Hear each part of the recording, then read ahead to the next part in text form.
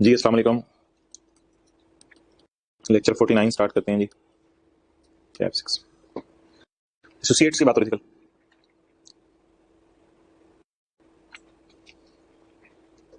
Point F करें।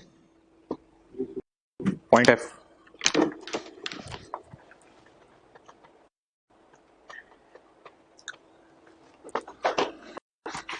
ये देखो, एक है कंपनी एक्स और एक है कंपनी वाई।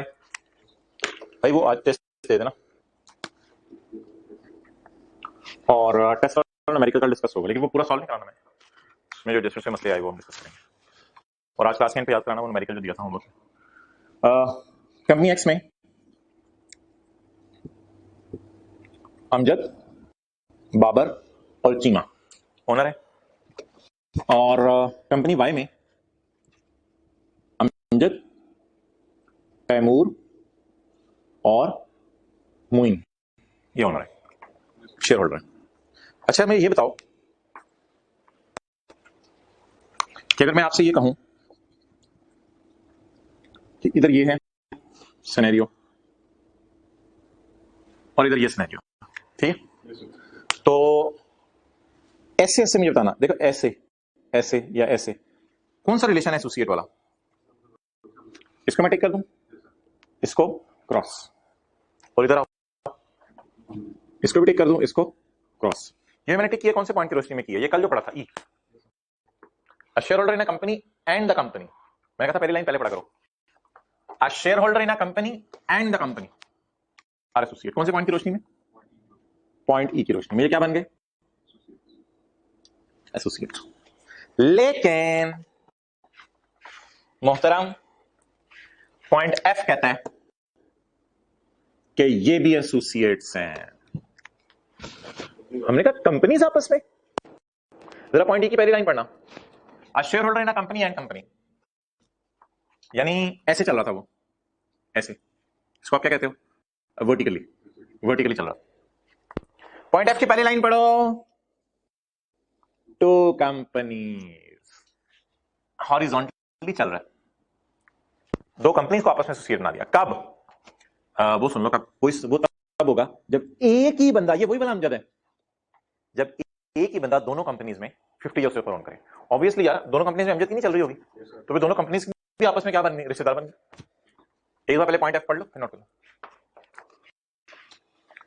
टू कंपनीज वेरा पर्सन, पर्सन से आज यहां कौन है? अमजद। टू कंपनीज वेरा पर्सन, इधर अकेला, टुगेदर विद तो नहीं, किसी को साथ मिलाना तो नहीं पड़ा। इधर हो सकता है बीवी को साथ मिला लीजिए, किसी को साथ मिला ले, जैसे कल पड़ा था, लेकिन अभी मिलाना नहीं पड़ा। टू कंपनीज वेर इधर वेरा पर्सन इधर लॉन कंट्रोल इधर डायरेक्टली और थ्रू वन और मोर, दो नंबर बंदा, दो नंबर बंदे को साथ मिला सकता है। अच्छा, टू कंपनीज वेयर ही इधर अ लॉन कंट्रोल 50% और more of voting power in both companies. क्या ये बोथ कंपनीज में 50 से ऊपर निकल गया? इसलिए बोथ कंपनीज क्या बन गई? तो मैं जो हाईलाइट कर रहा हूं बात वो देखना, ये पॉइंट किसको एसोसिएट बनाते हैं? शेयर होल्डर और कंपनी को। ये पॉइंट किसको एसोसिएट बनाता है? शेयर होल्डर और कंपनी को, पॉइंट ई। और ये पॉइंट किसको एसोसिएट बनाता है? कंपनीज को आपस में। आप कैमरा उधर ले जाओ और नोट करें।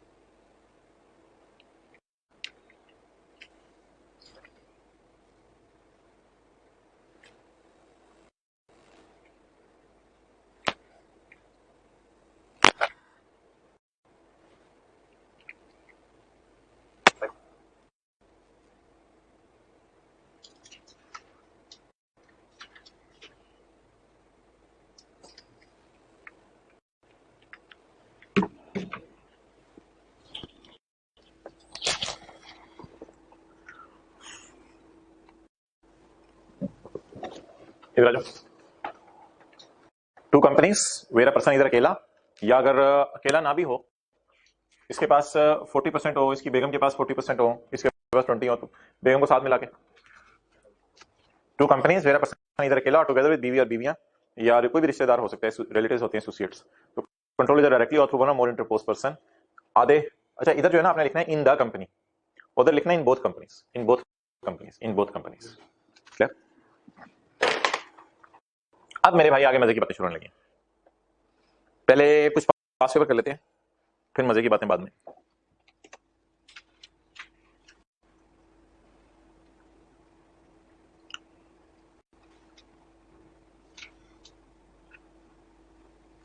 हाँ बताओ यार, क्वेश्चन 8 का 2।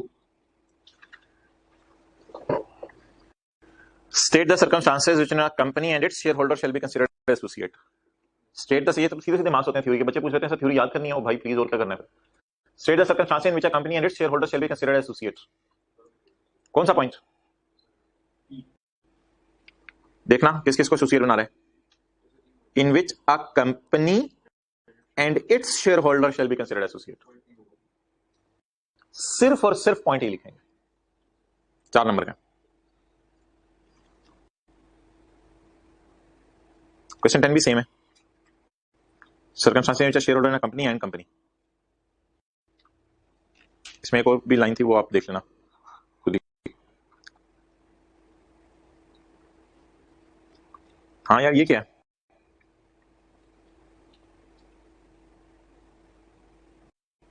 किधर चला गया। हाँ क्वेश्चन 5,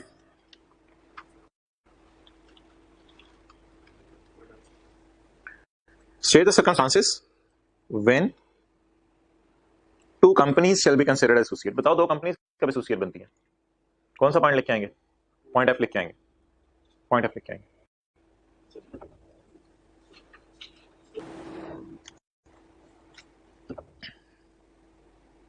चलें आ जाए वापस।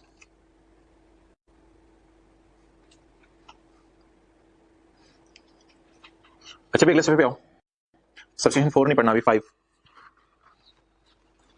यार रिश्तेदारों की डेफिनेशन क्या है, रिश्तेदार कौन होते हैं। आज घर वालों को जाके बताना मैं रिश्तेदारों की डेफिनेशन पढ़ के आया हूं। ये देखो,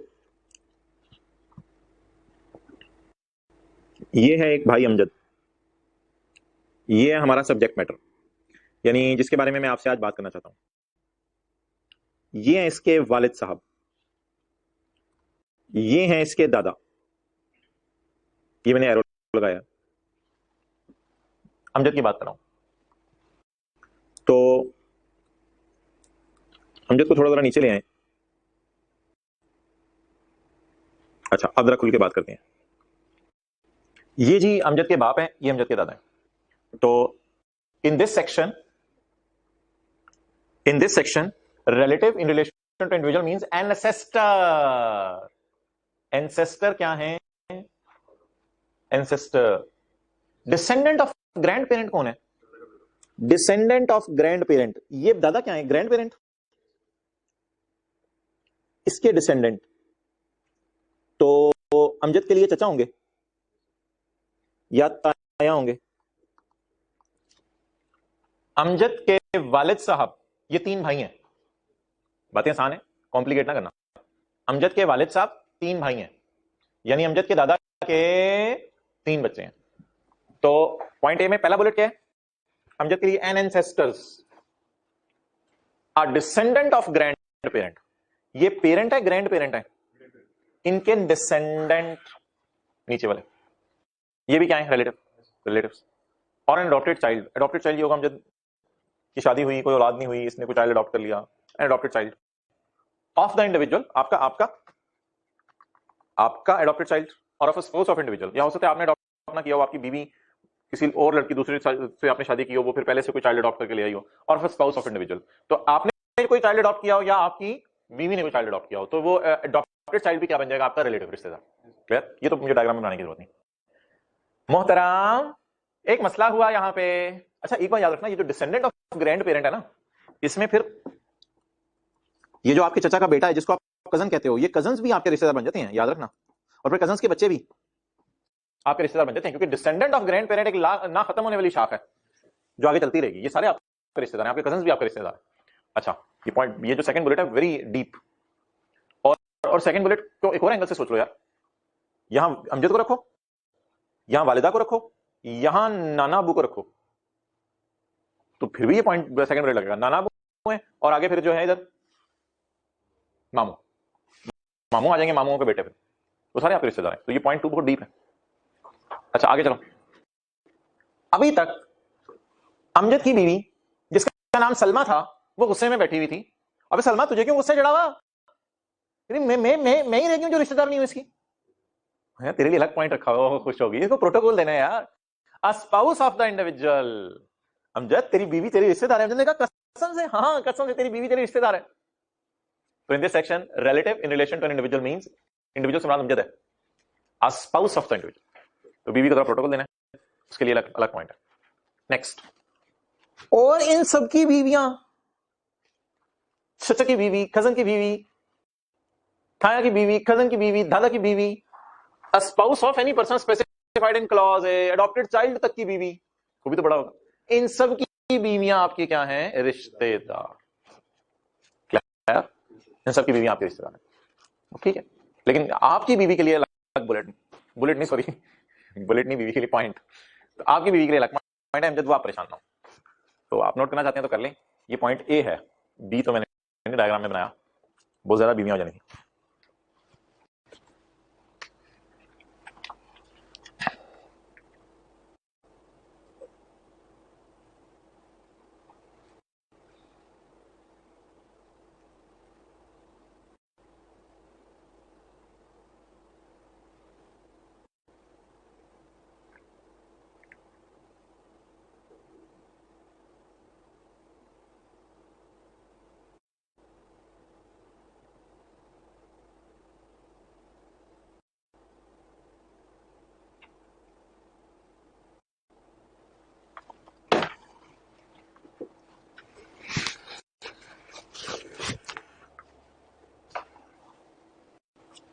अच्छा, कल हमने क्या पढ़ा था?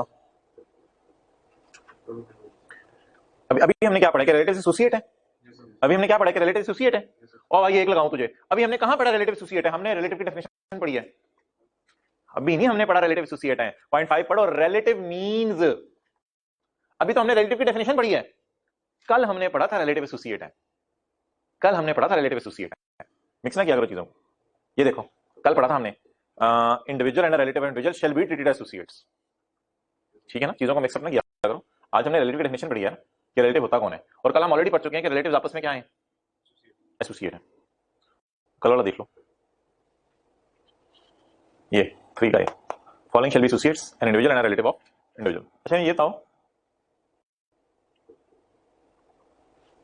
ये देखो आज के जमाने की बात कर रहा हूं, आपको लग रहा है खून सफेद हो चुका है? ये सफेदी नजर आ रही है इनके खून में, ये सफेदी सफेदी, ये सफेदी, ये सारी देखो सफेदी।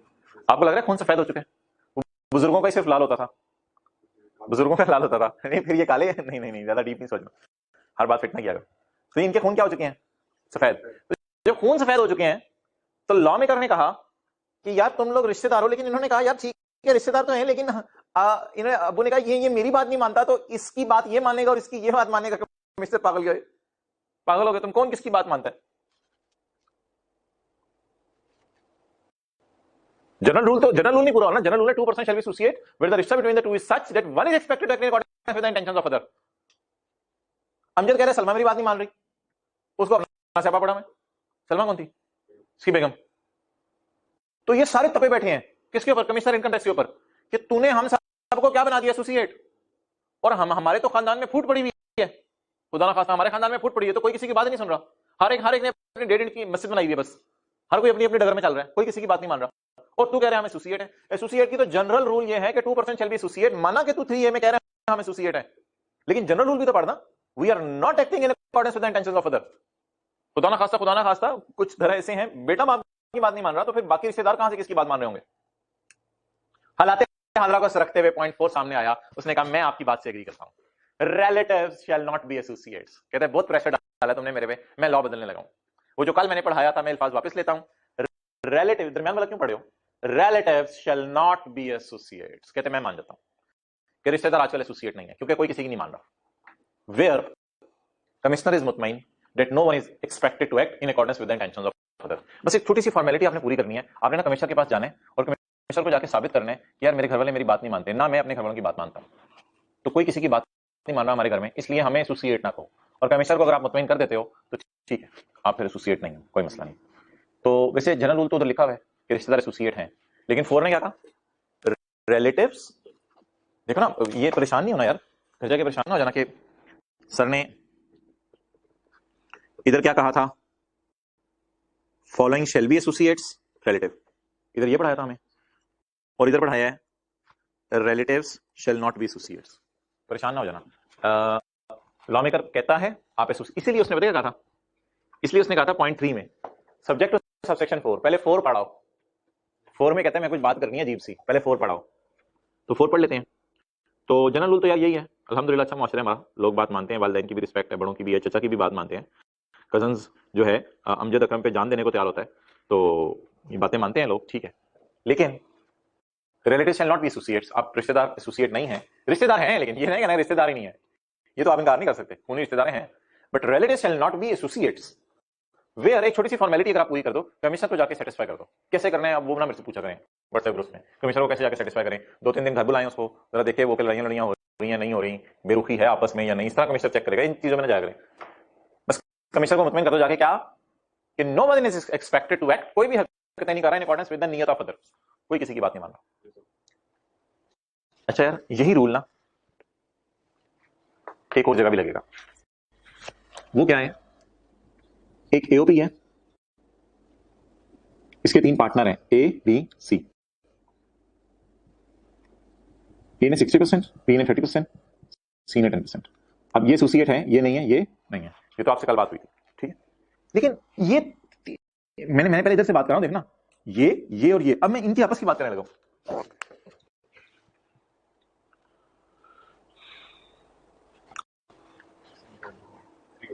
पॉइंट सी पढ़ो पहले, a member of an AOP and the AOP, मतलब क्या, ऐसे ऐसे वर्टिकली,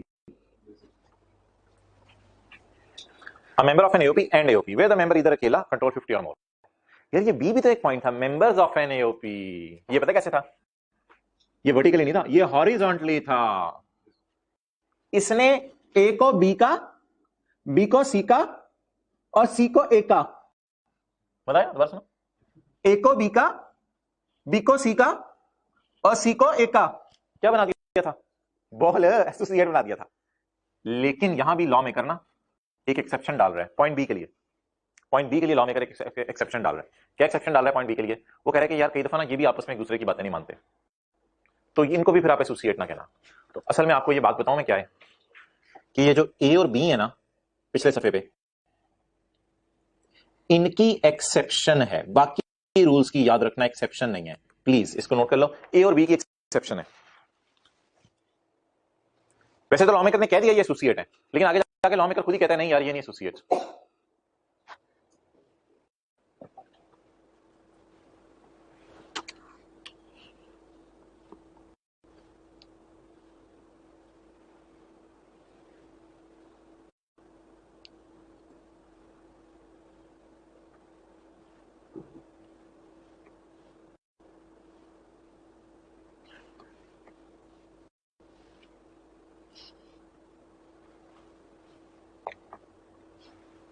पढ़ो जी,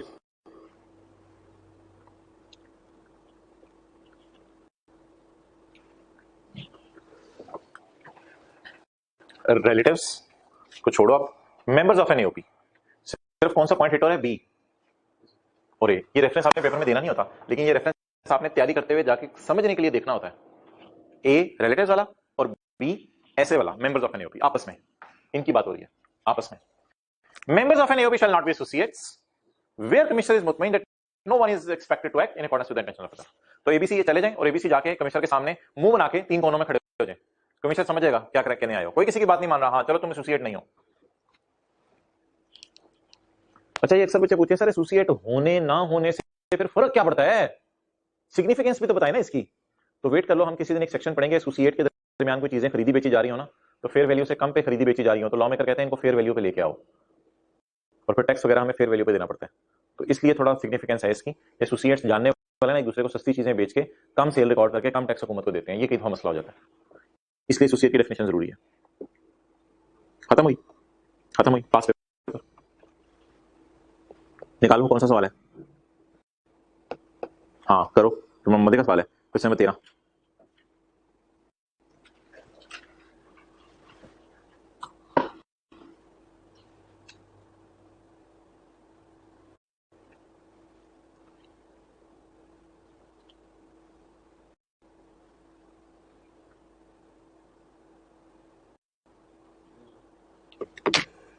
तीनों कर लिए हैं, 13 का 1 भी समझ आ गया, 2 भी 3 भी, good. Under the provisions describe the following. Meaning of term associate, 2 number क्या इसमें क्या लिखा हो गया? 2 नंबर के मीनिंग ऑफ टर्म एसोसिएट। हाँ वो बस पॉइंट 1 काफी है, इसमें वो एम्प्लॉय वाली बात लिखने की जरूरत नहीं, बस ये काफी है। पॉइंट 1 लिखते रहो रेफरेंस के तौर पे। क्या 85 का 1, circumstances in which a member of an AOP and AOP may be regarded as associate. वो सर्कमस्टांसेस बताओ जिसमें member of an AOP and AOP may be regarded as associate. बताओ जी। जी बिल्कुल, कौन सा पॉइंट? 3 का सी।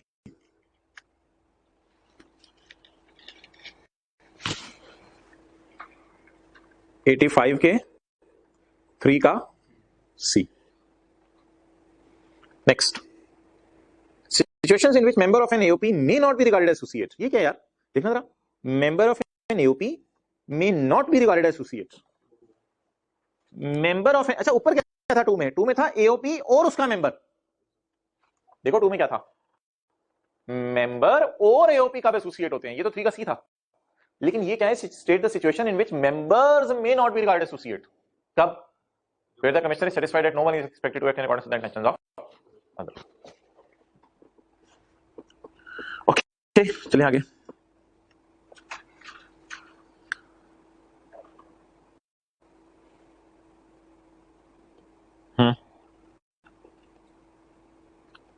आगे क्या है? डिविडेंड की डेफिनेशन है, डिविडेंड की डेफिनेशन है ना। पहले उससे अगले सफे पे आ जाओ। डिविडेंड की रहेगी ना बस, डिविडेंड इंशाल्लाह क्लास के एंड पे शुरू करते हैं, फिर कल इसको खत्म करेंगे। ये पहले छोटी छोटी डेफिनेशन है आसान सी। असेसमेंट यार, ये ना include provisional assessment and amended assessment. Provisional होती है कच्ची और अमेंडेड, ऐसा करो इनके आगे लिख लो चैप्टर 15। चैप्टर 15 में असेसमेंट्स पढ़ने में हमें कोई 10-12 नहीं 10-12 कहां से होगी, 4-5 दिन लगेंगे असेसमेंट्स पढ़ने में। तो वहां पे देख लेंगे प्रोविजनल असेसमेंट और अमेंडेड में फर्क, और असेसमेंट क्या होती है ये भी देख लेंगे। ठीक है, तो छोड़ो इसको, बस हल्का सा याद कर लेना और वेट करो चैप्टर 15 का। Assessment year means assessment year as defined in पुराना लॉ। वो अब हमारे लॉ में आपको पता है असेसमेंट ईयर की डेफिनेशन नहीं है, अब तो टैक्स ईयर की डेफिनेशन है हमारे लॉ में। तो पुराने लॉ में कोई डेफिनेशन थी। अच्छा, पुराने लॉ की डेफिनेशन नए लॉ में क्यों देते हैं वो? क्योंकि पुराने लॉ के ना कोई कोर्ट केसेस चल रहे होते हैं, तो इसलिए वो नए लॉ में भी एहतियात के तौर पे बता देते हैं। तो कहते हैं असेसमेंट ईयर अगर कभी मैं लास्ट यूज करूं, means assessment year as defined in पुराना लॉ। रिपील ऑर्डिनेंस कौन सा? पुराना लॉ, वो 1979 वाला। याद है हिस्ट्री ऑफ टैक्स लॉ 2001 वाला लॉ हम हमारे सिलेबस में, पुराना लॉ था 1979 वाला। Banking company, banking company means a banking company as defined in banking companies ordinance and includes any body which could transact the business of banking in Pakistan. क्या आप इसमें चैरिटेबल पर्पस, चैरिटेबल पर्पस क्या होता है? Include the relief of poor, गरीबों की मदद करना, तालीम, medical relief and advancement of any other object of general public utility, और कोई भी आम लोगों की रिफाह आमा के लिए काम करना। इलेक्ट्रॉनिक रिकॉर्ड, ये जो ईमेल होती है या मोबाइल के अंदर आपका जो डाटा है, ये इलेक्ट्रॉनिक रिकॉर्ड है या manual? Electronic. Electronic record includes communication. ये जो मैसेज व्हाट्सएप पे भेजते हो, it is also a content of communication. खाली मैसेज भेजो, देयर इज नो कंटेंट। अगला बंदा कहता है खाली मैसेज आपने भेजा, क्या इसमें क्या है? स्पेस स्पेस स्पेस डाल के, there is no content in it.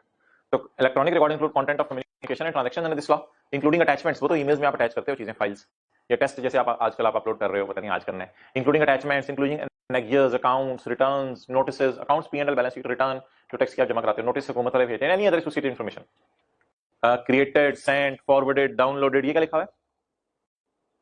Read लिखा हुआ है यार, खुदा का खौफ करो, दोनों मारूंगा तुम्हें। Created, sent, forwarded, downloaded, read और प्रिंट। थर्ड फॉर्म का पढ़ेंगे ना? नहीं, रेड नहीं पढ़ते इसको, तो रीड क्यों बोला था? क्रिएटेड, सेंट, फॉरवर्डेड, ये जो ईमेल्स वगैरह क्रिएट भी होती हैं, ईमेल सेंड भी होती है, फॉरवर्ड भी किसी को की जाती है, डाउनलोड भी करते हैं ईमेल आप, रीड भी करते हैं और प्रिंट भी कर लेते हैं कई दफा ईमेल्स को बाय वन और मोर इलेक्ट्रॉनिक रिसोर्स। रिसोर्स क्या होती है? कंप्यूटर लिख लो, electronic resource, computer, laptop, printer. Electronic resource, record नहीं, रिसोर्स। ईमेल रिकॉर्ड है और वो इलेक्ट्रॉनिक रिसोर्स कंप्यूटर है। इनकम, इनकम क्या होती है? ओहो, पूरा लॉ खत्म होने वाला है हमारा। इनकम नहीं हमें पता। Income includes any amount chargeable under this law. Income includes any amount chargeable under this law. Next, income includes any amount chargeable under this law. तो बहुत सी चीजें पड़ी हैं। सैलरी में बोनस भी चार्जेबल है, सैलरी में कमीशन भी चार्जेबल है, सैलरी के चक्कर में गाड़ी प्रोवाइड कर दी उसका भी 5% चार्जेबल है। Any amount chargeable under the law. Income includes any amount subject to collection और deduction of tax which is treated as final. ये क्या है? लाख रुपए आपने डिविडेंड अर्न किया और रिसीव इसलिए 85 किया कि lakh was subject to deduction. Urdu में लफ्ज बोला जाता है लाख पे टैक्स कटेगा, इंग्लिश में लफ्ज बोला जाता है this amount is applicable for deduction. Applicable का प्रोफेशनल मतलब है subject to. Any amount subject to deduction, जिस पे कटनी थी अमाउंट, तो लिखो dividend income. Any amount subject to collection और डिडक्शन ऑफ टैक्स, जिस पे टैक्स कटना था, वो भी इनकम है। अच्छा, ये क्या है? Any amount treated as income under any provision of this law. जो इनकम तो नहीं थी लेकिन इस लॉ ने उसे एज्यूम कर लिया जो इनकम है।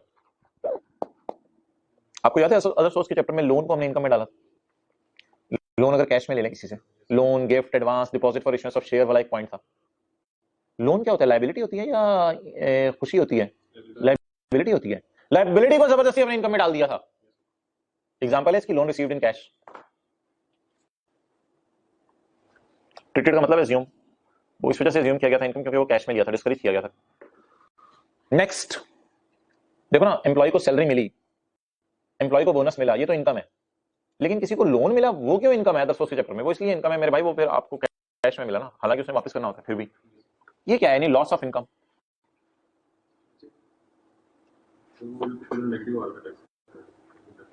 देखो यार, अकाउंटिंग वाले पता क्या करते हैं? हर जगह लिख देते हैं P&L। कभी प्रॉफिट आ रहा होता है, कभी लॉस आ रहा होता है, प्रॉफिट एंड लॉस में हर जगह लिख देते हैं P&L। टैक्स वाले कहते हैं हम ऐसे वेले नहीं है कि पूरे लॉ में हर जगह लिखें इनकम स्लैश लॉस। कहते तो बड़ा लंबा काम हो जाएगा, यानी कि इनकम फ्रॉम बिजनेस के चैप्टर का नाम हो इनकम फ्रॉम बिजनेस और लॉस फ्रॉम बिजनेस। होता है लॉस आएगा बिजनेस के चैप्टर में, हम देखेंगे लॉसेस आएंगे और आते भी हैं losses. Income from capital gain और लॉस फ्रॉम कैपिटल गेन, ये नाम तो नहीं था। कहते हैं मैं जिस चैप्टर में भी इनकम का लफ्ज यूज करूं, याद रखना उस इनकम के लफ्ज से मुराद मेरा लॉस भी होगा। जैसे घरों में नहीं अक्सर बेटी को बेटा कहकर बुला लेते, बेटा इधर आना, बात सुना। तो कह रहे मैं लॉस को, अब असल में मतलब पता क्या है? मतलब ये कि अकाउंटिंग वाले कहते हैं फारग लोग हैं, वो प्रॉफिट एंड लॉस को P&L कहते हैं हर जगह। मैं कहता है इनकम की डेफिनेशन में लॉस को बीच में डाल रहा हूं। इसका मतलब ये कहते हैं आज के बाद मैंने अगर इनकम का लफ्ज बोला ना, तो it means it includes income and may be there is loss. तो इस बात का मतलब पता क्या है? इस बात का मतलब ये है, इस बात का कि आज के बाद लॉ में जब भी इनकम का लफ्ज इस्तेमाल होगा तो बैक एंड पे आपने जहन में क्या सोचना है? हो सकता है इनकम आ जाए स्लैश हो सकता है लॉस आ जाए, लेकिन लॉस को इनकम भी कह सकते हैं। कहते हैं कोई इतना बड़ा मसला नहीं है मेरी नजर में, यही तो कह रहे हैं चौथे बुलेट में। लेकिन वैसे हम कहा नहीं करेंगे, ये डेफिनेशन की हद तक एक बात है। लॉस को लग रहा हमें पता होना चाहिए लॉस आया, लेकिन आप बताओ पूरे लॉ में हर जगह इनकम का लफ्ज हमने पढ़ा था ज्यादा, लेकिन इनकम स्लैश लॉस अच्छा लफ्ज है, लेकिन लॉ में तो वो यूज नहीं करा। तो इनकम का लफ्ज किस कॉन्टेक्स्ट में यूज हो सकता है? इनकम के कॉन्टेक्स्ट में भी, लॉस के कॉन्टेक्स्ट में भी। इनकम ईयर तो बिल्कुल छोड़ो, means income year as defined in पुराना लॉ। ये अब तो हमारे लॉ में एक ही लफ्ज है। पुराने लॉ में ना दो लफ्ज थे, इनकम ईयर, असेसमेंट ईयर। नए लॉ में एक ही लफ्ज है, tax year. Non profit organisation क्या होती है? Non profit organisation means any person other than individual. Individual non profit इदारा नहीं होता। आप नहीं कह सकते मैं नॉन प्रॉफिट इदारा हूं। Non profit organisation mean any person other individual which is established for religious, established for educational, established for charity, established for welfare or development purpose, or for promoting an amateur sport। amateur sport कौन सी होती है? Cricket नहीं है पाकिस्तान में क्योंकि ये already mature हो चुकी है। amateur sport से मुराद ऐसी है जो भी तरक्की कर रही है। हॉकी नहीं, फुटबॉल कह लो चलो। For promoting an amateur sport। Next, यह नॉन प्रॉफिट इदारे का सिर्फ रिलीजियस पर्पस या चैरिटेबल पर्पस ही होना काफी नहीं है। नॉन प्रॉफिट इदारे को किसी लॉ में जाके अपने आप को रजिस्टर भी कराना चाहिए एज अ नॉन प्रॉफिट इदारा। वो पाकिस्तान के किसी भी लॉ में जाके अपने आप को रजिस्टर करा ले। अच्छा, इसके बाद पाकिस्तान के लॉ में रजिस्टर कराने के बाद ये जाएंगे कमिश्नर के पास। कमिश्नर मिलेगा एफबीआर के दफ्तर में, approved by commissioner for specified period. आमतौर पर कमिश्नर 3-4 साल के लिए इनको अप्रूव करते हैं, फिर देखते हैं कि एक्टिविटीज नॉट फॉर प्रॉफिट है या नहीं, फिर दोबारा फर्दर अप्रूवल दे देते हैं। तो approved by commissioner for a specific period on an appeal in the prescribed form, उसके लिए आप एक अपील करेंगे, यार हमें नॉन प्रॉफिट इदारा मान लो, एक फॉर्म सा होगा, उसके ऊपर आपको ये अपील सबमिट करनी पड़ेगी। Accompanied by prescribed documents, documents क्या जमा कराने पड़ेंगे, कोई अपनी डिटेल्स वगैरह के, यार इधर हमारा दफ्तर है, ये सब कुछ है, इतने हमारे लोग हैं, हम मिलकर एक नॉन प्रॉफिट इदारा चला रहे हैं। And in the end the person do not derive any benefit from the assets, ये सबसे बड़ी बात है, no drawings. Benefit from the asset का क्या मतलब है, नो ड्राइंग्स। घर पैसे लेके जाने की जाती है, वो नॉन प्रॉफिट इदारा ही क्या उन्होंने घर पैसे ले जाए। तो चार बातें बताओ, पर्पस, रिलीजियस, एजुकेशनल वगैरह, लॉ में अपने आप को रजिस्टर कराओ, कमिश्नर से प्रूव कराओ, और ड्राइंग की इजाजत नहीं है। ये चार बातें। और चारों के दरमियान में क्या लगा हुआ है, एंड, क्या मतलब है इसका, चारों बातें पूरी होनी जरूरी है।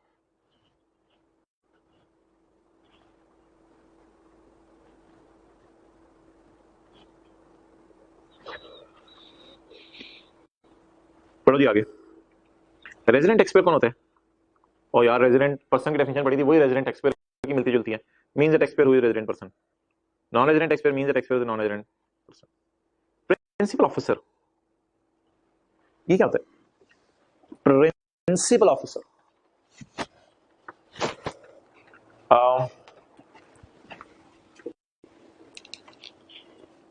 राइस वालों को एफबीआर की तरफ से नोटिस आया कि आप टैक्स जमा कराओ। राइस वालों ने कोर्ट में जाके कहा कि हमें तो ये नोटिस मिला ही नहीं था। तो कोर्ट ने कहा आपको नोटिस मिला ही नहीं था टैक्स देने का। राइस वालों ने कहा हमें तो नोटिस मिला ही नहीं टैक्स देने का, हमने प्रॉपर जमा कराया, ये नोटिस में कुछ ज्यादा टैक्स इन्होंने मांगा था लेकिन हमें नहीं मिला था। तो जज ने कहा कैसे, आपने कहा टीसीएस वालों से पता करें हमें क्यों नहीं मिला।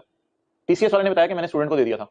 अब student is not a principal officer of rice because student is a student, he is not officer in rice. तो अक्सर ना टैक्स वाले कम्युनिकेशन करते हैं हमारे से, कभी ईमेल्स भेजते हैं, कभी फिजिकली कोई डॉक्यूमेंट भेजते हैं, तो वो किसको देना चाहिए उन्हें आके राइस में, जिस मर्जी को आके दे दें, प्रिंसिपल ऑफिसर को देना चाहिए। आप मेट्रो कैश एंड कैरी पे चीजें खरीदने गए हो, अब एफबीआर के बंदे आए और मेट्रो कैश एंड कैरी वालों को कह रहे हैं टैक्स दो। अब एफबीआर के बंदों ने देखा बड़ा रश लगा हुआ है, आपको कहा यार ये ना मैनेजर को दे देना। आप उधर एक जो है वो 10 रुपए की बॉल पेन खरीदने आए थे, आपने वो टैक्स का नोटिस पकड़ के मैनेजर को पकड़ाया, मैनेजर ने फाड़ के फेंक दिया। मैनेजर ने कहा मुझे देते आके, वो तुम्हें क्यों दिया, तुम तो कस्टमर हो हमारे। और एफबीआर वाले कुछ नहीं कर सकते। एफबीआर वालों को साबित, एफबीआर वालों को चाहिए कि प्रिंसिपल ऑफिसर से साइन लें ताकि प्रॉपर्ली कम्युनिकेट हो। तो प्रिंसिपल ऑफिसर कौन बंदा होता है, जिसको एफबीआर वाले एड्रेस करें और फिजिकली डॉक्यूमेंट आके पकड़ाएं। किन किन लोगों को पकड़ाया जा सकता है वो पढ़ लेते हैं। वो ऑब्वियसली कस्टमर्स नहीं हो सकते, जो दुकान पे आए हुए हैं, जो कॉलेज में पढ़ने आए हुए हैं, उनको ना दें, प्रिंसिपल साहब को दे दें, कोई एडमिन ऑफिसर है कैशियर को देके चले जाएं, किसी रिस्पांसिबल बंदे को दें जो राइस की मैनेजमेंट का पार्ट हो। Principal officer with reference to company और एओपी इंक्लूड्स इंडिविजुअल के, इसलिए उसने जिक्र नहीं किया कि इंडिविजुअल के हाथ में तो खुद ही आप सफा पकड़ाए ना आगे, अगर इंडिविजुअल कारोबार कर रहे हैं। बात होगी कंपनी की या एओपी की। कंपनी या एओपी के केस में प्रिंसिपल ऑफिसर कौन है, डायरेक्टर, मैनेजर, मैनेजर को दे दें, डायरेक्टर को दे दें, कोई मतलब सेक्रेटरी को दे दें, कोई एजेंट रखा हुआ है आपने उन्हें दे दें, अकाउंटेंट को दे दें यार आके, सिमिलर ऑफिसर को दे दें, किसी को दे दें यार आके, या किसी बंदे को दे दें, any person connected with the management और एडमिनिस्ट्रेशन ऑफ कंपनी, किसी बंदे को दे दें जो एडमिनिस्ट्रेशन को संभाल रहा है, और एन एओपी ऑन होम, जिसपे commissioner has served a notice, commissioner ने नोटिस सर्व किया है, treating him as principal officer, उसको प्रिंसिपल ऑफिसर समझते हुए। देखो असल में ना ये जो मैनेजमेंट या एडमिन को बंदा डील कर रहा होता है, ये डायरेक्टर, सेक्रेटरी, एजेंट वगैरह नहीं होता, ये मैनेजर होता है। तो a person connected with the management of a company, जिस पर कमिश्नर ने नोटिस सर्व कर दिया है, ये समझते हुए कि प्रिंसिपल ऑफिसर है, तो भी कमिश्नर गुड बुक्स में है, अच्छा काम किया कमिश्नर ने। लेकिन नहीं केस यहां कस्टमर्स नहीं लिखे हुए, कोई हमारे सप्लायर नहीं लिखे हुए, आते जाते सिक्योरिटी गार्ड नहीं लिखा हुआ कि उसको पकड़ा दिया डॉक्यूमेंट। प्रॉपर बंदे को एड्रेस करें। ओके, काफी हो गया यार, आज हम डिविडेंड शुरू नहीं करेंगे। बस ये एक सफा ये वाला आपको याद करने वाला होगा, एसोसिएट का भी थोड़ा सा था। तो टैक्स पेयर कौन है, पहले ये आसान वाली पढ़ ले यार, तो परेशान हो गया। लोकल गवर्नमेंट कौन है, बलूचिस्तान की, खैबर पख्तूनख्वा की, सिंध की, Islamabad capital territory. Local government Punjab local government. The local government shall have the same meaning as contained in फलां फलां लॉ। तो असल में इनकी लोकल गवर्नमेंट्स की डेफिनेशन भी नहीं दी, लोकल गवर्नमेंट की डेफिनेशन के लिए लोकल लॉज बने हुए, वहां जाके पढ़ेंगे। तो ये पता नहीं क्या है, छोड़े पर, बस ये डेफिनेशन क्या तक आपने याद करना था। आगे चलें यार, क्या कौन सी डेफिनेशन रह गई है, टैक्स पेयर कौन होता है, tax payer means any person who derives amount chargeable to tax, जो ऐसी अमाउंट कमाए जिस पर टैक्स देना है। एंड इंक्लूड्स, टैक्स पेयर कौन कौन होता है, any representative of a person, कोई भी आपका रिप्रेजेंटेटिव कौन होता है यार, इंजमामुल हक जो है वो खुद नहीं एफबीआर जाता होगा, उसने अपना कोई लॉयर या सीए वगैरह रिप्रेजेंटेटिव रखा होता होगा, और इंजमाम के पास टैक्स वाले आते भी होंगे टैक्स जमा कराओ। इंजमाम कहता होगा सॉरी यार मैं दरवाजा नहीं खोल सकता, मैं अभी बिजी हूं, आप वो जो लॉ फर्म है ना या सीए फर्म है, वहां जाएं, वहां मेरे रिप्रेजेंटेटिव्स बैठे हैं, उन्हीं से डील कर लें आप। इसी तरह मलिक रियाज है बहरिया टाउन वाला, उसके पास टैक्स वाले एफबीआर वाले उसके घर जाते होंगे, वो कहता होगा सॉरी भाई मैंने अपने रिप्रेजेंटेटिव्स रखे हुए हैं, वो सारा इंशाल्लाह आपको डील कर लेंगे, आप जाएं मैं बड़ा बिजी हूं। ठीक है, कोई मसला नहीं। रिप्रेजेंटेटिव्स, आपके रिप्रेजेंटेटिव्स भी आपके बिहाफ पे आपके टैक्स पेयर बन जाएंगे, कोई मसला नहीं।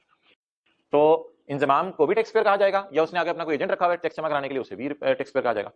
Tax payer means any person who derives an amount chargeable to tax. Inzamam तुम खुद तो टैक्स पेयर हो ही, क्योंकि तुम मैन ऑफ द मैच की इनकम डिराइव कर रहे हो, and includes any representative of a person who derives an amount chargeable to tax under this law. अच्छा, यहां पे रिप्रेजेंटेटिव पता है किस कॉन्टेक्स्ट में यूज हुआ है? यहां रिप्रेजेंटेटिव कॉन्टेक्ट किसी और कॉन्टेक्स्ट में यूज हुआ है, वो मैं आपको बताता हूं। Any representative of person who derives an amount chargeable under this law, वो कैसे? आपने, इंजमाम ने सोचा कि मैं गोश्त बेचने का कारोबार करता हूं, तो इंजमाम ने कोई एजेंट रखा हुआ है, तो एजेंट को कहा गोश्त वगैरह तुम बेचो, कमीशन तुम्हें दे दूंगा मैं, और मुझे पैसे लाके दे देना। तो ऐसी सूरत में वो इंजमाम का रिप्रेजेंटेटिव या एजेंट है। अब अमाउंट वो रिसीव करके इंजमाम को दे रहा है, तो अब टैक्स वाले आके उससे भी टैक्स मांग सकते हैं, कोई ऐसी बात नहीं। इंजमाम का टैक्स तुम हमें जमा करा दो, क्योंकि उसके बाद इंजमाम के पैसे तो पड़े हुए हैं ना। जैसे मैंने पता नहीं एक दफा बताया था कि किसने, जरदारी भाई ने 2 अपने एजेंट रखे हुए हैं।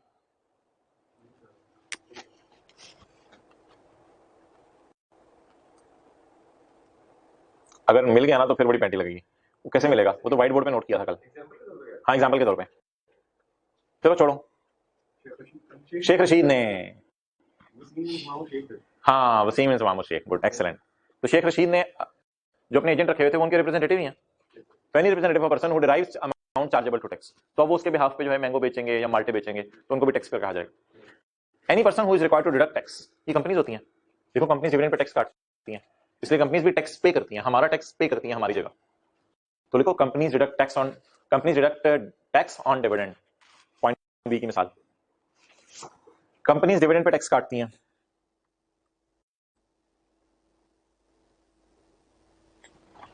आखिर में any person required to furnish a return of income और pay tax under this law. यार ये है सेक्शन 114 चैप्टर 15 में। Any person required to furnish a return of income और pay tax under this law, कोई भी बंदा जिसने रिटर्न जमा करानी है। रिटर्न किसने जमा करानी होती है यार? वो हम पढ़ेंगे जिसकी इनकम साल की 4 लाख से ज्यादा है। 4 लाख क्या है आपको याद है? पेज 30 पे जो टेबल है उसमें 0 से 4 लाख वाले की इनकम माफ है, और 4 लाख से ऊपर वाले की इनकम पे टैक्स है। तो उसी ने हुकूमत को इनकम का गोशवारा भी जमा कराना है, यार इनकम की रिटर्न, इनकम का डाटा अपना जमा करवाना है। तो ये सेक्शन 114 में पढ़ेंगे। टैक्स पे कौन कौन है जी? वो बंदा खुद, या उसका कोई रिप्रेजेंटेटिव, या कोई बंदा हमारा टैक्स काट ले, या फिर जिसने रिटर्न जमा करानी है वो भी टैक्स पेयर है। वो ये वही बंदा होता है जो इनकम कमा रहा होता है असल में। ये कुछ इजी टू क्रंच चीजें होंगी, कुछ हार्ड टू क्रंच। कोई आधा सफा ये बनता है। इजी टू क्रंच क्या? इनकम का डेफिनेशन इजी टू क्रंच है, नॉन प्रॉफिट ऑर्गेनाइजेशन की डेफिनेशन इजी टू क्रंच है। टैक्स पेयर और प्रिंसिपल ऑफिसर की शायद हार्ड टू क्रंच और डेफिनेशन आपको, इनको आपने याद करना है, और याद करके साथ ही लिख भी लीजिएगा। छोड़ो जो डिविडेंड की डेफिनेशन। अब आ जाओ उधर, कौन सा चैप्टर 19?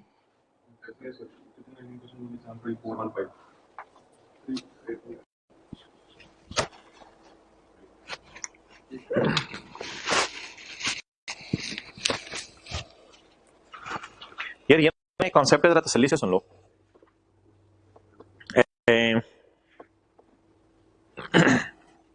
थोड़ा सा जरा बैकग्राउंड और हिस्ट्री सुन लेना मेरी बात की।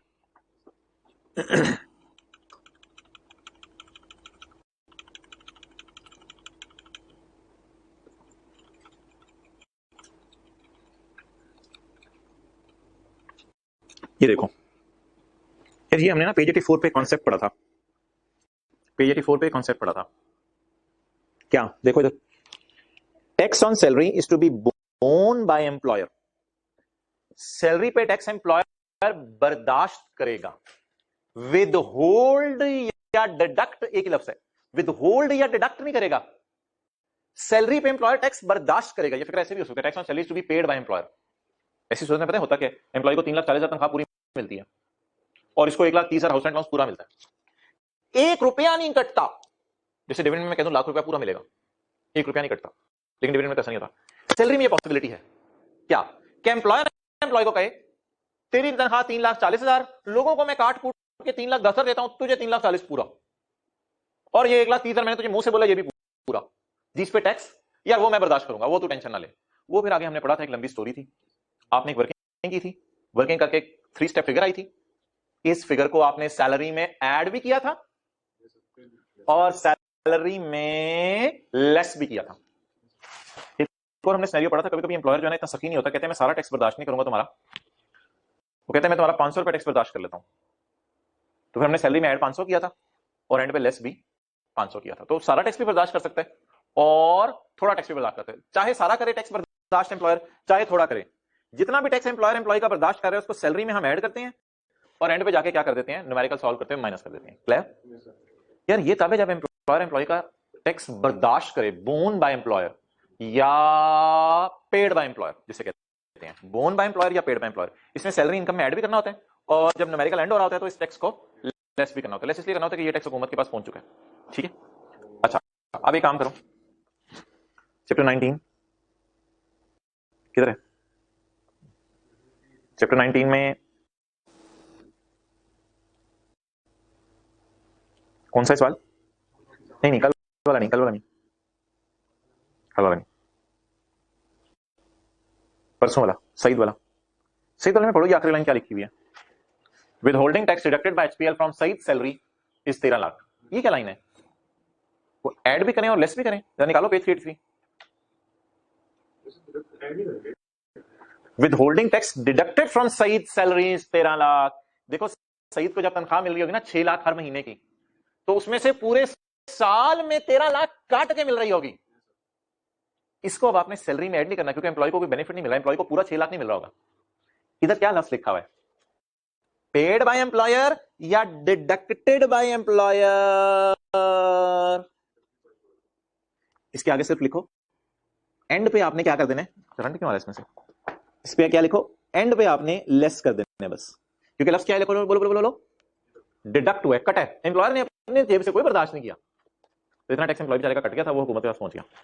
और इसी तरह क्वेश्चन कौन सा किया था? 31 किया था ना, सगीर वाला, 32 सगीर। सगीर में देखो क्या लाइन लिखी हुई है पॉइंट 4 में, during the year tax for deducted. तो इसको भी क्या करना है, सिर्फ लेस करना है, सिर्फ लेस करना है, ऐसा ही है। मैं पेज 386 पे हूं, 386 पे पॉइंट 4। कटाए या एम्प्लॉयर ने खुशी से अपनी जेब से जमा कराए हैं? कटाए। सैलरी के चैप्टर में आओ जरा वापस,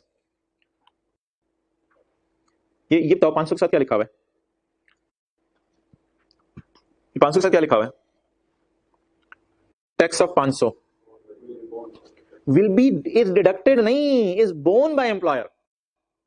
एम्प्लॉयर कहते हैं मैं अपनी जेब से बर्दाश्त करूंगा, एम्प्लॉय को खुशी तो होगी। फिर इसको फिर क्या करना है, सैलरी इनकम में ऐड करना है और टैक्स निकालते हुए लेस तो उसी तरह करना है। तो इसके साथ मैंने क्या लिखा, इसके साथ मैंने लेस नहीं लिखा। जब मैं पेपर में रीडिंग टाइम में था तो मैंने लिखी है ऐड भी करूंगा इंशाल्लाह और लेस भी करूंगा। अगर किताब मेरे सामने खुली है पेज 85 पे तो मैंने लिख लिया, इसको ऐड इसलिए करूंगा कि मुझे खुशी हुई है और लेस इसलिए करूंगा कि कितना टैक्स हुकूमत तक पहुंच चुका है। चीजें मिक्सअप हो रही है या क्लियर हो रही है? क्लियर हो रही है। मेरे ख्याल से अब इतनी बैकग्राउंड हमारा बन गया है कि हम आज के सवाल पे हाथ डाल सकें जो होमवर्क में दिया हुआ था। अच्छा कल कोई होमवर्क नहीं है आपका, कल के लिए कोई होमवर्क नहीं है, सिर्फ जो टेस्ट 4 वाला सवाल होगा ना वो मैं डिस्कस कर लूंगा। अच्छा बोलो इसका क्या करना है आगे, आज वाला सवाल कौन सा है? क्वेश्चन 27 पेज 382 पे। अच्छा यार ये देखो,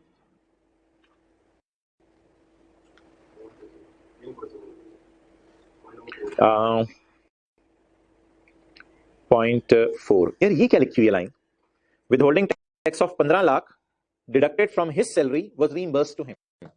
ये तो बिल्कुल डिफरेंट सी लाइन है। 15 लाख टैक्स उसकी सैलरी से कटा और कट के थोड़े दिन बाद एम्प्लॉयर ने बुलाया, यार तेरी सैलरी से टैक्स कट गया, मुझे तो बड़ा दुख हो रहा है, ये ले यार 15 लाख मेरी तरफ से रख ले। बोलो अब ये तो वो मेरे ख्याल से डिडक्टेड वाला सिनेरियो नहीं रहा कि खाली लेस करें, ये तो एम्प्लॉय की जेब से अब गया ही नहीं पैसे। 15 लाख एम्प्लॉय को तो दे देगा तो हुकूमत के खजाने में फिर कहां से जमा कराएगा? ये 15 लाख तो एम्प्लॉय को वापस कर देगा ना, तो हुकूमत के खजाने में फिर कहां से जमा कराएगा? देखो 15 लाख जो कट वही कोई नहीं, एम्प्लॉय ने नहीं करवाया होगा। With holding tax of 15 lakh deducted from salary, और 15 लाख रुपए सैलरी से एम्प्लॉय की काटा, काटने के 2-3 दिन बाद सोचा यार ये तो मैंने गलत काट लिया यार, छोड़ पड़े यार इसको, या तू 15 लाख वापस पकड़, उसको 15 लाख देके भेज दिया, हुकूमत आई टैक्स दे। अब एम्प्लॉयर अपनी जेब से टैक्स देगा, एम्प्लॉयर को अपनी जेब से टैक्स देना पड़ेगा। तो बहरहाल ज्यादा डिटेल में जाने की जरूरत नहीं है, टैक्स कटा जरूर है एम्प्लॉय की सैलरी से, लेकिन वो बाद में एम्प्लॉयर ने एम्प्लॉय को क्या कर दिया, वापस कर दिया, एम्प्लॉय को खुशी होगी। तो ये 15 लाख उस 500 रुपए की तरह है, सैलरी में ऐड होगा लेकिन एंड पे लेस क्यों हो जाएगा? क्योंकि ऑब्वियसली अब एम्प्लॉयर खुद जमा करवाएगा, एम्प्लॉयर इतना वो तो नहीं है कि बुरा क्या जमा ही ना कराए एम्प्लॉय को, तो फिर क्या फायदा इसका?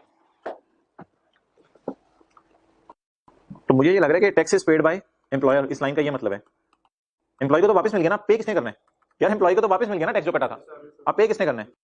तो tax is paid by employer. अगर tax is paid by employer तो फिर तो एम्प्लॉय को खुशी होगी, तो इसलिए मैंने यहां क्या लिखा, हाँ एड और लेस, इसे ऐड भी करेंगे लेस भी करेंगे। ऐड कहां करेंगे? इनकम फ्रॉम सैलरी की जो वर्किंग होती है ना उसमें ऐड करेंगे और न्यूमेरिकल के बिल्कुल एंड पे जाके से क्या कर देंगे, लेस कर देंगे।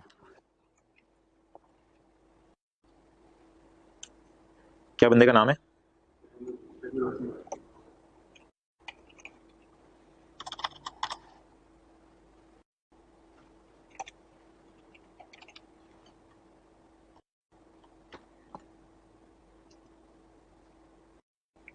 हाँ जी चलो जी आगे।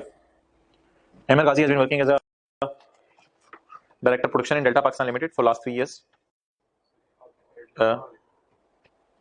ये एडलेस मैंने वो लिखा कहीं और था और हाईलाइट भी कहीं और किया था, वो पेज डिस्प्लेस हो गया अपनी जगह से, अब सही हो गया। कंट्रोल जेड जिंदाबाद। Amer Ghazi has been working as director production for last 3 years। He received following benefits. Basic salary को 12 से मल्टीप्लाई कर देना, हाउस रेंट अलाउंस को 12 से मल्टीप्लाई। मेडिकल अलाउंस का डिसीजन ना सोच के लिया करो, इसमें पहले देख लिया करो शायद कोई और बेनिफिट भी हो। मेडिकल अलाउंस भी मिल रहा है और हॉस्पिटलाइजेशन भी है, तो ये तो इंश्योरेंस प्रीमियम है, इसको तो नहीं कैसे इग्नोर करना है, लेकिन इसमें एक assumption जरूर देखे आना कि ये हॉस्पिटलाइजेशन में ज्यूम कर रहा हूं एज पर टर्म्स है। क्यों? ऊपर लिखा नहीं हुआ था कहीं एज पर टर्म्स है, तो इसलिए ये assumption जरूर देखे आना कि it is as per terms. तो एज पर टर्म्स होने की वजह से ये 50,000 या इस यहां कुछ भी दिया होता वो माफ हो जाना था, और medical allowance is fully taxable. बाकी रिटर्न एयर टिकट है दुबई किसको लेके दिया है, तोहफे के तौर पे दिया है, तो बट ठीक है ये इनकम ऐड होगा, इसमें क्या, कोई भी बेनिफिट एम्प्लॉयर एम्प्लॉय को दे दे सैलरी में ऐड होगा। लोन है 5 मिलियन का, उसको यकम अगस्त को दिया है तो 4% के एतबार से ऐड कर देना था, लेकिन यकम अगस्त 2007 को दिया था तो 11 माह का करना था ऐड, ऐसे ही। एम्प्लॉय शेयर स्कीम में 10,000 शेयर ऑफ डीपीएल, ये डीपीएल कौन है? प्राइवेट है, शेयर बेचे भी हैं इसमें, हाँ बेचे हैं, तो डिसाइड करें डीपीएल कौन है, प्राइवेट है पब्लिक है? इधर देखो डेल्टा पाकिस्तान लिमिटेड डीपीएल, बस इतना से लिखा हुआ है सवाल में। इसके पाकिस्तान की हुकूमत ने शेयर खरीदे में, फॉरेन गवर्नमेंट ने, कहीं लिखा हुआ है ये लिस्टेड है स्टॉक एक्सचेंज में। लिमिटेड का मतलब होता है लिमिटेड लाइबिलिटी, लिमिटेड का मतलब ये नहीं होता कि स्टॉक एक्सचेंज में लिस्टेड है, तो बोलो पाकिस्तान की हुकूमत ने शेयर खरीदे में, तो भाई अगर सवाल के अंदर वो 4-5 चीजें पूरी नहीं हो रही तो company which is not a public is a private, तो ये प्राइवेट कंपनी के तौर से इसको लेना था। तो कैपिटल गेन में गया हुआ था इसका गेन शेयर बेचने का या सिक्योरिटीज में? कैपिटल गेन नॉर्मल रेजिम में गया होगा। ये जिसमें मुश्किल तो नहीं थी, an employee share scheme 10,000 shares were allotted to him on जकम जनवरी, उसको शेयर ही डायरेक्ट मिल गए, कोई वो नहीं मिला, ऑप्शन वगैरह नहीं मिली। According to scheme he was not allowed to sell the shares up to 31 December 2006। 31 December 2006 हमारे साल में फॉल करा था यार, ये सैलरी वाला जो गेन था ना ये निकाल लेना था, लेकिन हमारे न्यूमेरिकल में सैलरी में ऐड नहीं करना था, गलती से कर तो नहीं दिया था। आप क्या देख रहे हो, परेशान क्यों हो रहे हो? Scheme he was not allowed to sell the shares up to 31 दिसंबर 6। 31 दिसंबर 6 को शेयर 23 रुपए के, तो ये सैलरी में ऐड होना था, लेकिन सैलरी में 31 दिसंबर 6 का मतलब है टैक्स ईयर 2007 7 के साल में सैलरी में ऐड हो गया होगा, हमने बस एक वर्किंग करके रख लेनी थी सैलरी वाली। समझ आई बात की मेरी? नहीं आई? तो ये सैलरी में क्यों नहीं ऐड होना था? देखो ना इससे जो पिछला सवाल हमने किया था सगीर वाला, उसमें देखो क्या था, ऑन यकम July Sagheer was granted, Sagheer bought the option, he exercise the option, he was not allowed to. 31 December 19 ये हमारे साल में ही फॉल करा था, तो इसलिए मैंने सैलरी में भी डाला था इसको। इस सवाल में सैलरी के हेड में डालना नहीं था, लेकिन रफ वर्किंग में सैलरी इनकम निकाल जरूर लेनी थी, क्योंकि उसके बाद आपको पता है फिर शेयर बेचने पे कैपिटल गेन निकालते हैं। अच्छा ये क्यों इग्नोर करनी थी? Face value of each share is 10 रुपए। यार फेस वैल्यू शेयर की इग्नोर करते हैं। फेस वैल्यू पता क्या होती है? वो जो शेयर प्रिंट कराते हैं ना उसके मुंह पे लिखा होता है ये शेयर 10 रुपए का। शेयर की फेस वैल्यू या पार वैल्यू इग्नोर करनी होती है, याद रखना। जिन्होंने कंपनी लॉ नहीं पढ़ा हुआ टैक्स पढ़ रहे हैं, शेयर की फेस वैल्यू होती है, शेयर के फेस के ऊपर 10 रुपए का लिखा होता है, लेकिन हमें क्या देखना होता है, हमने शेयर कितने रुपए का खरीदा, हमने कितने रुपए का खरीदा है, वर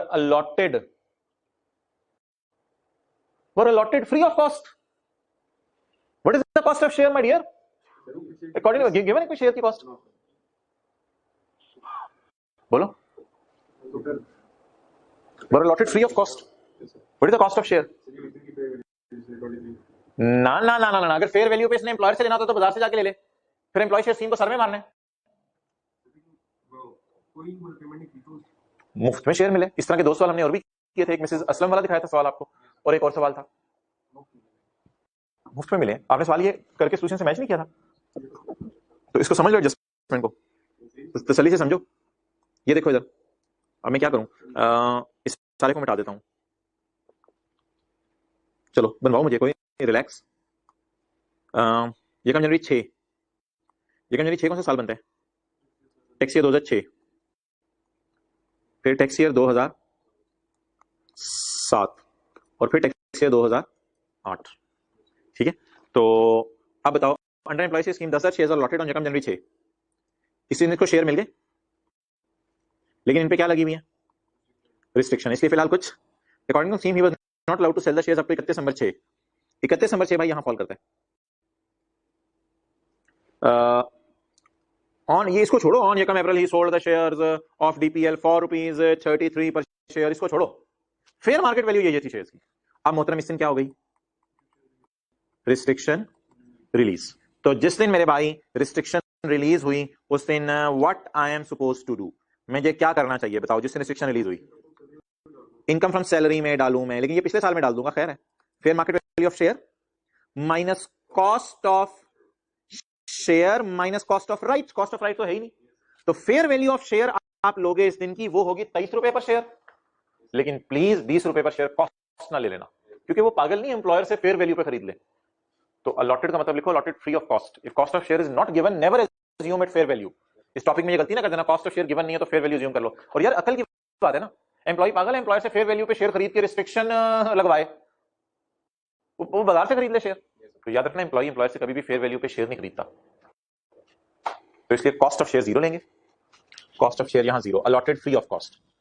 फेयर वैल्यू क्या होगी? यकम जनवरी 6 की नहीं, यकम जनवरी 7 की, वो है 23 पर शेयर। और इन द एंड 30 उनकी वैल्यू इग्नोर करेंगे। 10,000 में से 6,000 बेचनी है, तो उन 33 पर शेयर वालों का गेन निकाल लेंगे। Ahmad Ghazi let out his apartment, ये कौन सी इनकम है? Property to his friend, the fair market is 40,000। तो 30 अक्टूबर को किराए पे दिया यार, तो नवंबर दिसंबर 2 महीने, फिर जनवरी से जून 6 महीने, 8 महीने इस तरह निकालने थे। लेकिन मल्टीप्लाई 40 से किया था, 30 से, और प्रॉपर्टी को सेपरेट ब्लॉक लिया था, या रिपेयर अलाउंस वगैरह माइनस किया था, सेपरेट ब्लॉक लिया था। सवाल साइलेंट हो। तो he is a part time singer, तो पार्ट टाइम तो अदर सोर्स में डाल देना था। शेयर तो नहीं बेचे ना, नौकरी तो नहीं करा ना, बिजनेस तो नहीं करा ना, part time singer other source में डाल दो। पार्ट टाइम लोगों को गुमराह करते हैं। एंड 2,25,000 बाय अलाउंग फलाफला। और इनका क्या करना था? टैक्स क्रेडिट देना था। टोटल इनकम अलग निकालनी थी, टैक्सेबल इनकम अलग निकालनी थी, और नेट टैक्स पेबल अलग निकालना था। ये अगली बात आपको समझ नहीं आएगी, इग्नोर मिनिमम टैक्स, ये बिजनेस के चैप्टर में हम पढ़ेंगे। ये क्या मतलब है? Show all relevant exemptions, exclusion, disallowances. जो कोई चीज आप इग्नोर कर रहे हो ना कैलकुलेशन में, उसे वो डैश डाल के शो करो, जो हम करते हैं डैश डाल के। ये वो कह रहा था। तो कल कौन सा सवाल डिस्कस होगा? जो टेस्ट में होगा, जो आज टेस्ट में है वो कल इंशाल्लाह डिस्कस करेंगे। ओके, अस्सलाम वालेकुम।